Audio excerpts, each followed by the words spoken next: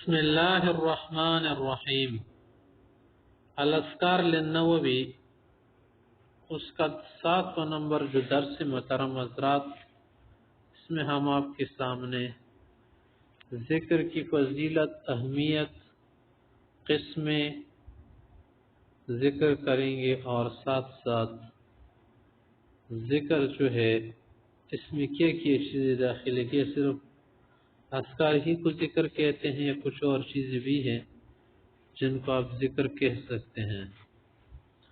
تو چلاتے محترم حضرات، یہاں پر حدیث ہے کہ پیغمبر علیہ السلام نے فرمایا کہ اللہ کے کچھ ایسے فرشتے ہوتے جو گھومتے ہیں، ڈھونڈتے ہیں ذکر کے حل کے، جب وہ آتے تو حفو عدہم، تو ان کا احاطہ کرتے ہیں، وہاں بیٹھ جاتے ذاکرین کے پاس۔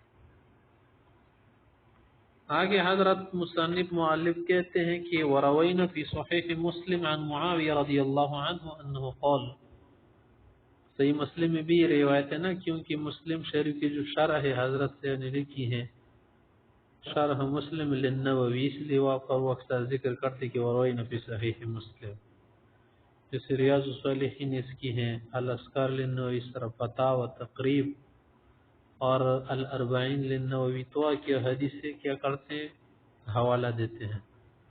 فرمایا کہ خرج رسول اللہ صلی اللہ علیہ وسلم علی حلقۃ من اصحابہ فقال، ایک مرتبہ پیغمبر علیہ السلام تشریف لائے جیسے مسجد میں آپ گئے تھے، تو وہاں دیکھا ایک حلقہ بیٹھا ہوا تھا ذکر کا، تو پوچھا کہ ما اجلسکم، آپ لوگ کیسے یہاں بیٹھے ہوئے، کیا ہے؟ قالوا جلسنا نذکر اللہ تعالی، ہم ادھر بیٹھے ذکر کر رہے، ونحمد علی ما هدانا للاسلام، اللہ کا شکر کرتے کہ اس نے اسلام کی طرف ہدایت دی، منا اسلام نصیب فرمایا، ومن نبی علیہ احسان کیا۔ قال، تو آپ علیہ السلام نے قسم دی تھی کیا کہ اللہ ما اجلسکم الا ذاک، کیا صرف اسی بات نے تمہیں بٹھایا ہے؟ اللہ کا کیا مسئلہ؟ اصل میں یہاں پر 2 حمزہ ہے نا، اللہ، تو یہاں پر کیا کر دے، ایک حمزہ کو ہم نے دوسرے کے ساتھ کیا کر دیا، ملا کے الف مدعا کی شکل میں آ گیا، سوال کا نشانہ بن گیا، کیونکہ پہلے بھی تو سوال تھا نا، حمزہ استفہام تھا، اس لیے کیا کر دیا، اس طرح سے لکھ لیا، اللہ مجلسکم الا ذاک، اما انی لم استحلفکم تہمۃ لکم، میں نے تم لوگوں کو قسم نہیں دی اس لیے کہ تم، یعنی اس لیے قسم نہیں دی کہ میں تمہیں گمان کر رہا ہوں کسی تہمت کی وجہ سے، وَلَكِنَّهُ أَتَانِ جِبْرِيلُ، جبریل علیہ السلام آئے تھے، فَأَخْبَرَنِي أَنَّ اللَّهَ تَعَالَى يُبَاهِي بِهِمُ الْمَلَائِكَةَ، کہ اللہ تعالیٰ نے لوگوں پر فرشتوں میں فخر کر رہے ہیں، فرشتوں کے اوپر فخر کر رہے ہیں، مباحات منا فخر کرنا۔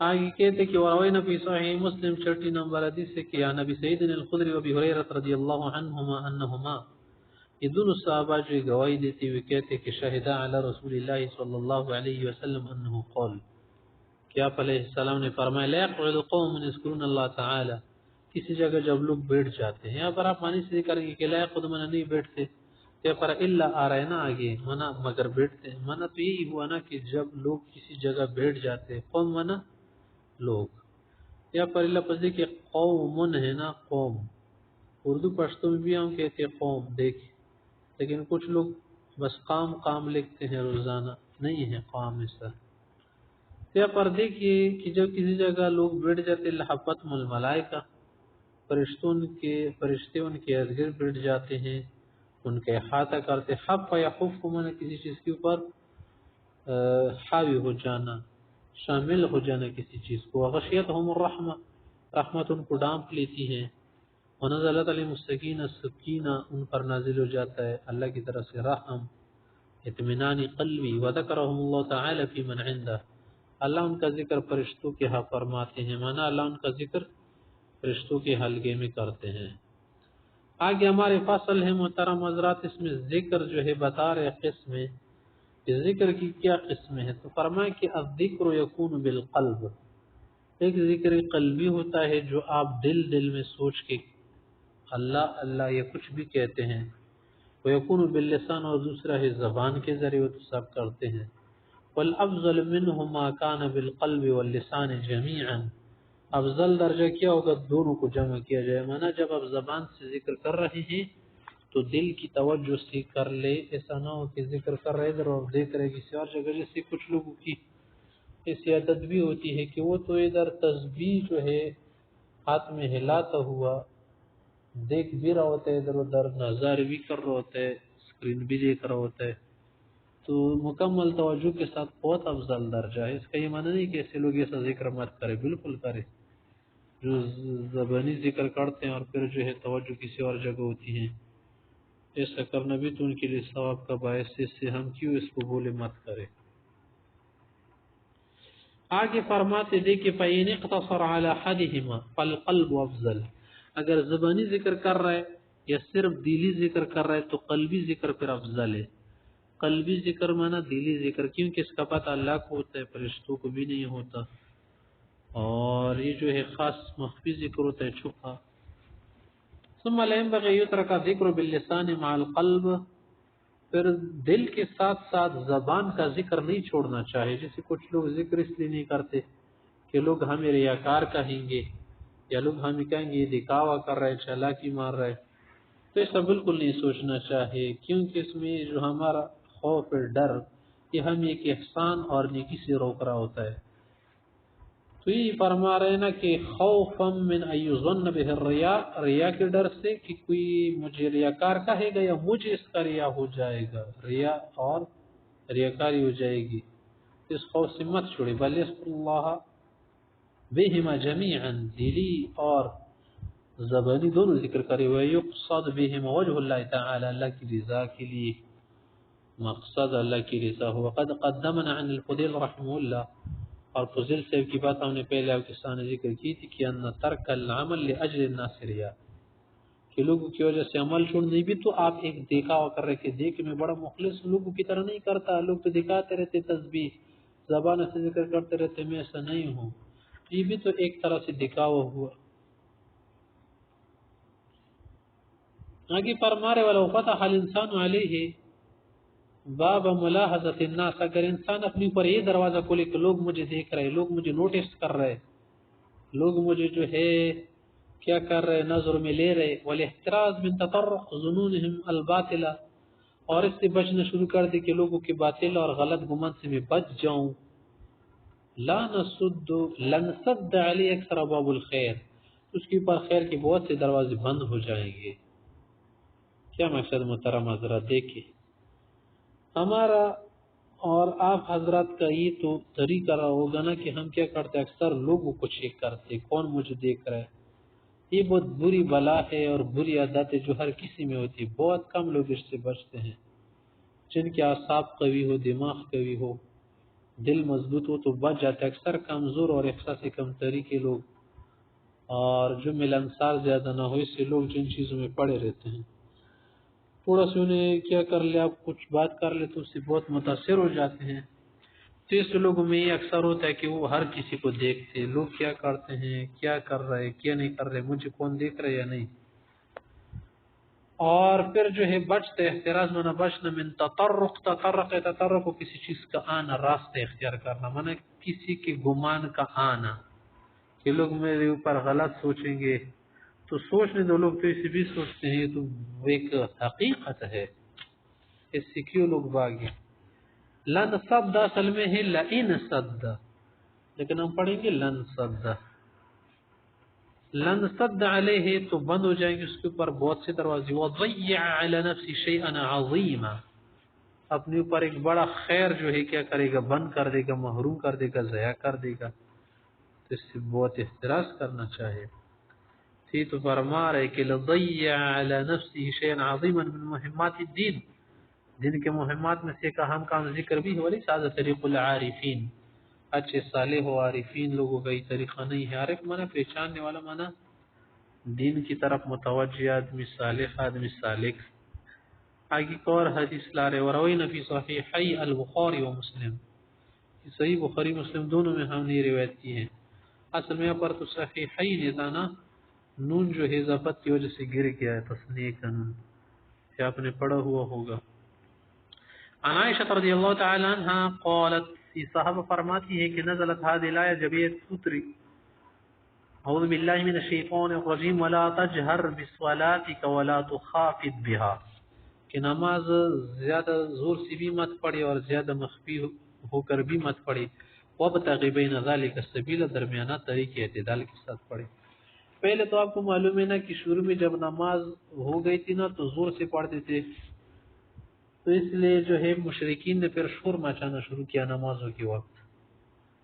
تو پھر یہ ہوا نا کہ شام کی نماز اور عشاء کی نماز وہ جو ہے جہری ہو گئی، کیونکہ ان وقت میں لوگ کھانے میں مصروف ہو جاتے تھے اور عشاء کے وقت سونے میں مصروف ہو جاتے تھے، صبح تو اسی نیند میں مصروف ہو جاتے تھے مشرکین. عصر اور ظہر کو جو شور مچاتے تھے، ادھر ادھر کرتے تھے. اس لیے فرمایا کہ آپ کیا کر لے ان وقت میں اس طرح طریقہ اپنائے. ایک تو یہ مقصد ہے اس کا. وابتغ بین ذلک السبیل. دوسرا مقصد یہ کہ پھر دعا، یہاں پر آپ کے لیے مصنف سے نے خود وضاحت کر دی کہ دعا جب آپ مانگے یا کوئی بھی چیز دنیا کی پڑھے، زیادہ جہر سے بھی مت پڑھے جس کی ضرورت نہ ہو، اور مخفی بھی ضرورت نہیں ہے. لیکن پھر بھی جو مخفی نماز ہے تو اسے بھی مخفی ہے.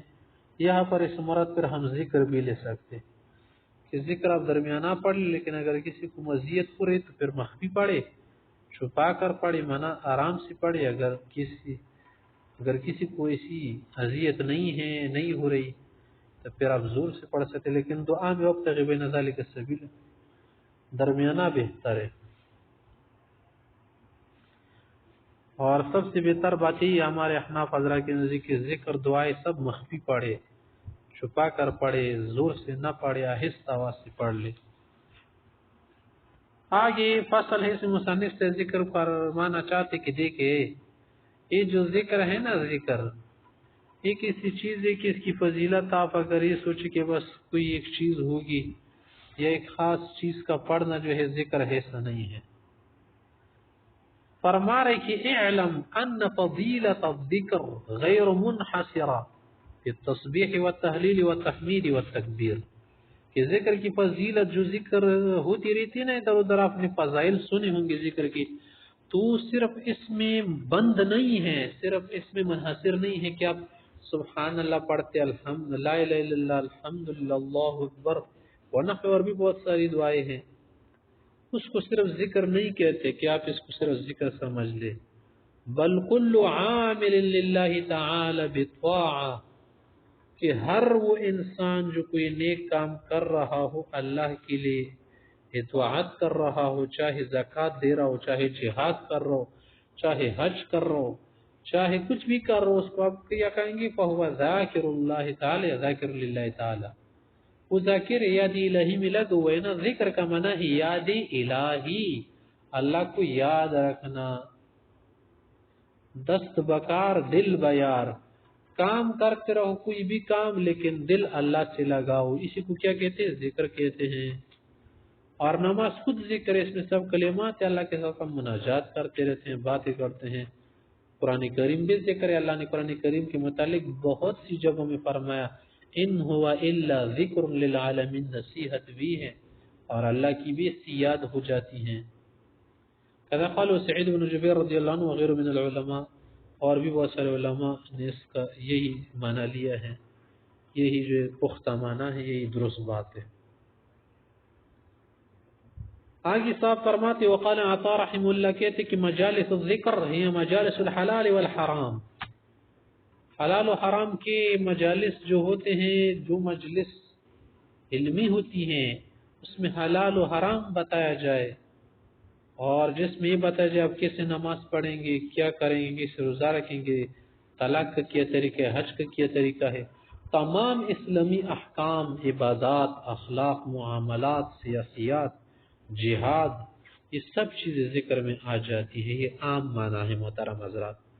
خصوصی اسپیشل معنی جو ہے ذکر کا وہی ہے جو سبحان اللہ، الحمدللہ وغیرہ جو دعائیں ہیں اس کو ذکر کہتے ہیں.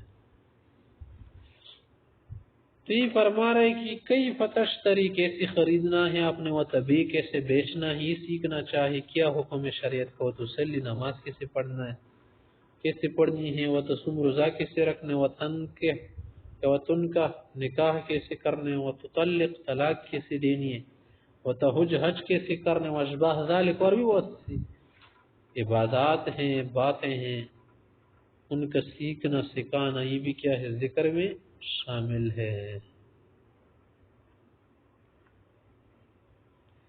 آگے آیت کریمہ سے مصنف رحم اللہ ذکر کی فضیلت کا ابتدا کر رہے۔